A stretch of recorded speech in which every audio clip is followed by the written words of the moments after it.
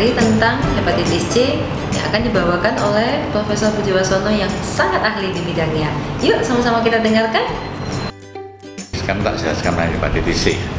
Ada bedanya hepatitis B dan hepatitis C itu lebih ya tanda petik ya, itu lebih ganas daripada hepatitis B ya, karena untuk menjadi sirosis dan hepatoma itu lebih banyak karena hepatitis C ya.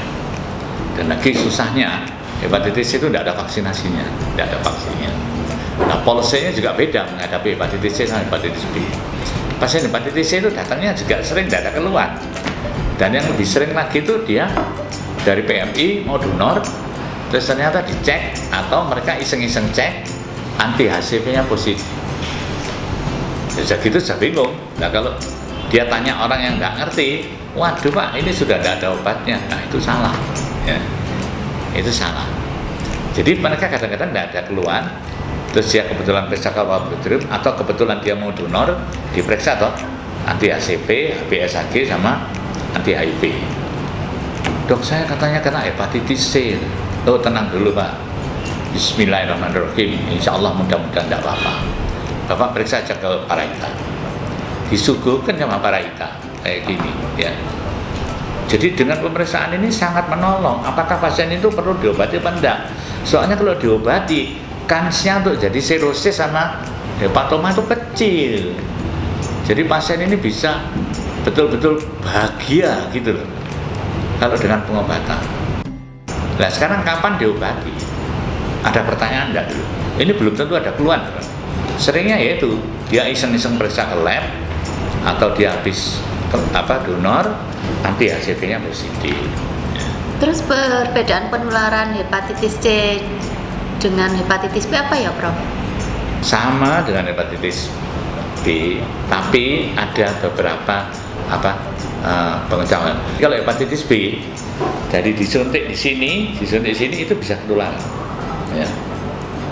Tapi kalau hepatitis C itu perlu darah yang lebih banyak, misalnya transfusi darah, ya itu satu.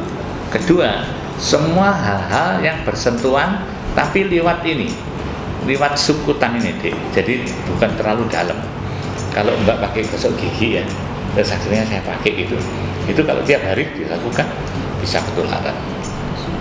Nah, penularan lewat sexual intercourse itu kebetulan sedikit sekali, tidak sampai 5%. Karena kalau kita ngadepi hepatitis C, waduh terus gimana ya nanti hubungan suami istri? Padahal antibodinya tidak ada, vaksinasinya tidak ada. Kebetulan Allah itu kan maha besar. Jadi yang lewat hubungan suami istri itu untuk hepatitis C itu cuma 5%. Ya, yang ketularan lewat itu. Beda sama hepatitis B ya. Hepatitis B sama hepatitis C itu hampir 80%. Ya. Penularan lewat sexual intercourse. Ya. Kalau sudah sirosis itu pasti sudah ini ya, berarti hepatitis C ya, atau sebelumnya hepatitis C? Sirosis itu bisa karena hepatitis B, bisa karena hepatitis C. Hepatitis yang available diperiksa di sini kan A, B, C, D, E. Tapi yang bisa menyebabkan sirosis itu B sama C. Tapi sirosis belum tentu karena virus, bisa karena penyebab lain. Ya. Misalnya pasien dengan sindroma metabolik itu bisa jadi sirosis. Sindroma metabolik kemudian menderita NASH, non alkoholik steatohepatitis, itu bisa jadi sirosis. Sirosis bisa juga karena alkohol. Jadi belum tentu virus, tapi paling banyak virus B sama C itu yang bisa menyebabkan sirosis kemudian jadi hepatoma.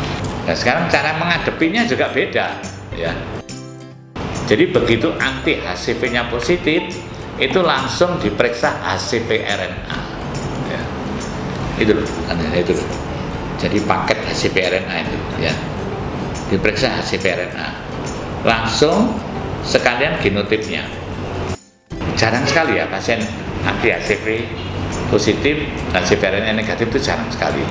Pada umum positif. Ada, itu orang yang beruntung, banyak sih ya yang. Jadi kalau anti HCV positif tidak usah diperiksa SGPT SGOT, jadi langsung dicek HCV RNA-nya.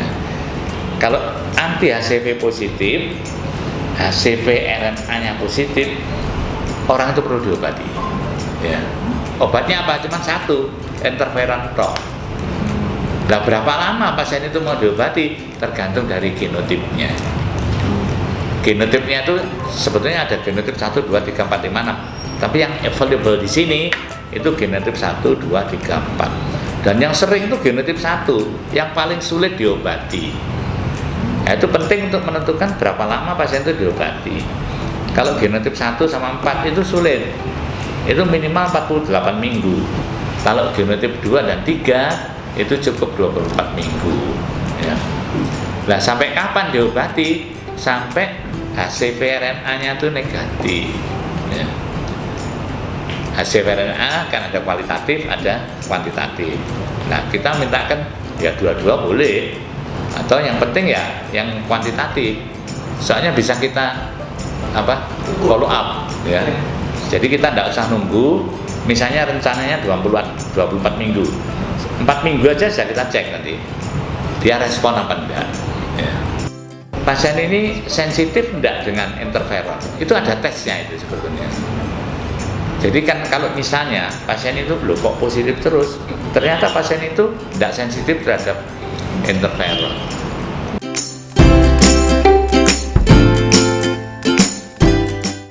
Ya biasa, hidupnya biasa, penularannya waktu itu. Beberapa hal yang kira-kira sentuhan darahnya itu dihilangkan. Sikat gigi sama cukur rambut. Ya Pak, cukur jenggot. Enggak, kalau keringat enggak. Jadi bukan piringnya harus disendirikan, gelasnya disendirikan, itu salah. Enggak. Katanya untuk mengantisipasi. Antisipasi kalau tidak bisa Mbak. Antisipasi gimana? Mau penularannya enggak lewat makanan kok. Lewat darah. Jadi yang penting itu gosok gigi sama cukur jenggot itu ya. Itu yang penting. Kalau dari ciri-ciri fisik seperti kita lihat itu kadang ketahuan nggak bisa Mbak. Kuning atau enggak, itu kalau sudah sakit ya, sudah jadi kronik hepatitis, sirosis atau hepatoma. Nah, untuk kemungkinan menjadi sirosis hepatoma itu lebih besar hepatitis C daripada hepatitis B. Tapi dengan panel ini kita bisa tegak sedini mungkin sehingga pasien itu bisa dikasih interferon. Oke, mantap ya. Gimana? Sudah paham dengan penjelasan Prof. Budi tadi? Semoga penjelasan tadi bermanfaat ya untuk mitra sekalian. Sampai jumpa di episode berikutnya.